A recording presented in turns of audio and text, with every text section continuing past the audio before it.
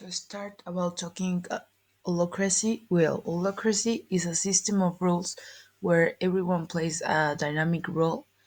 There are no hierarchical structure, and work objectives are fluid and constantly evolving.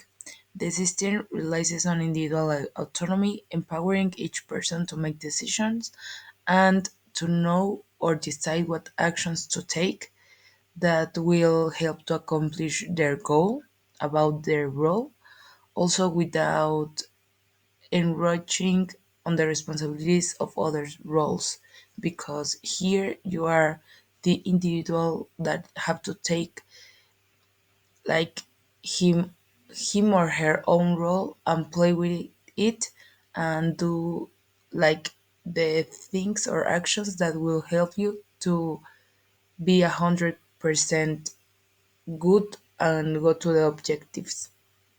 So now talking about assertiveness and communication, well, here are crucial for dynamic roles because individuals in these roles must possess a strong sense of self-assurance to make informed decisions and take decisive actions without direct supervision because here the process doesn't exist. So like the person have to say and to communicate with clarity about responsibilities and expectations for other roles that will help them to achieve together the goal.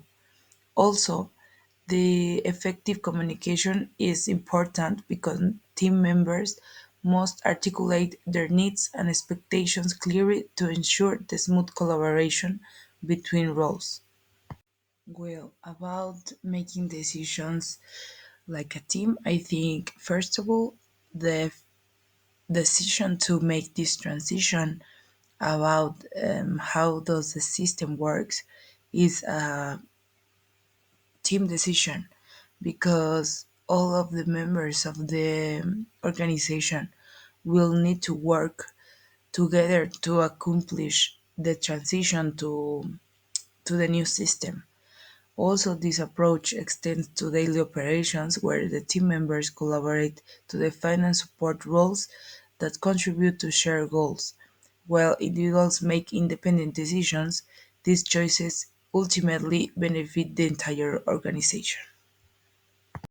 I think that the most important thing about performance indicators here is to have regular check ins in the circles because here, like all the roles in a circle can talk and say how they feel, if they need something more or less about a role, and also to put some things in the table that can be for better in the organization.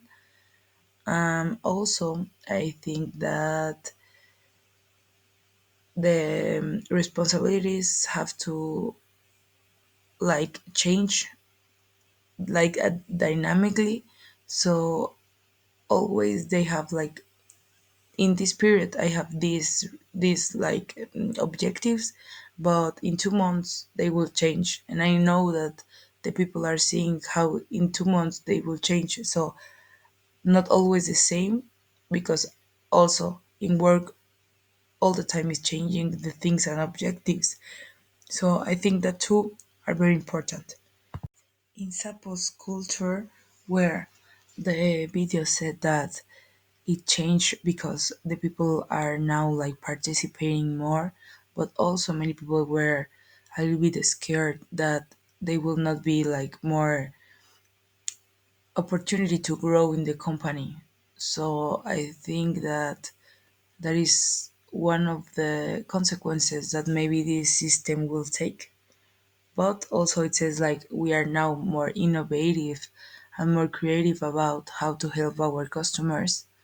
And also I saw that for like in the beginning there were like 150 departments, but now that holocracy came there are more than 500 circles because of course like the autonomy of the people is like now in the new system, but also the circles need to be more objective so they can like only talk with the people they have to interact.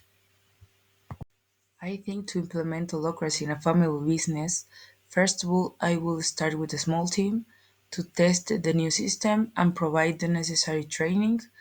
Like initially, I will talk about how does this system will help, how does it will involve clearly defining roles, organizing regular check-ins, and monitoring the team adaptation to the new dynamic.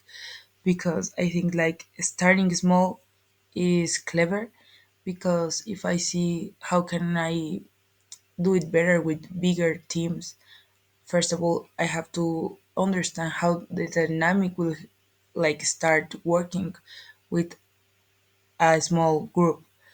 So when I if I saw that this dynamic will help, I will escalate the system with the entire organization.